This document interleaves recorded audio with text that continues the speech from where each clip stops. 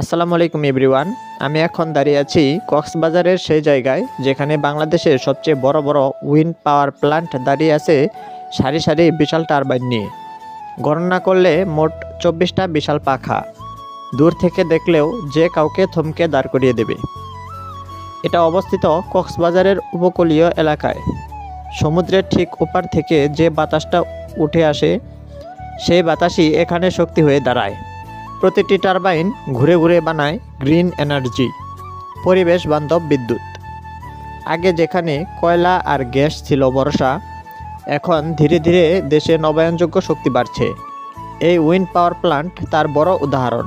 এটি বছরে lakh lakh ton carbon কমাবে, পরিবেশের জন্য এক বিশাল আশীর্বাদ স্বরূপ এটি।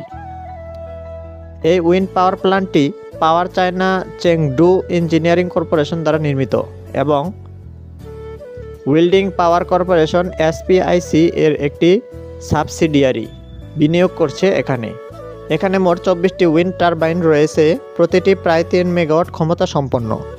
গড়ে সামগ্রিক ইনস্টল ক্ষমতা প্রায় 66 মেগাওয়াট। এই পথ চলায় গড়ে উঠেছে একটি পুরো সিস্টেম, একটি 132 কেবি সাবস্টেশন, ডিস্ট্রিবিউশন বিল্ডিং এবং সহায়ক অবকাঠামো যা আমাদের বিদ্যুৎ গ্রিডে যুক্ত। এই গ্রিন প্ল্যান্ট এক বছরে প্রায় 145 মিলিয়ন কিলোওয়াট বিদ্যুৎ উৎপাদন করার সম্ভাবনা রাখে, যা প্রায় 1 লাখ পরিবারের বিদ্যুৎ চাহিদা পূরণ করতে পারে।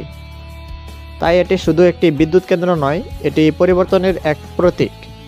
কয়লা ভিত্তিক শক্তি কমাতে এটি অবদান রাখবে। প্রতি বছর প্রায় 44,000 টন কয়লা ব্যবহার কমানো যাবে।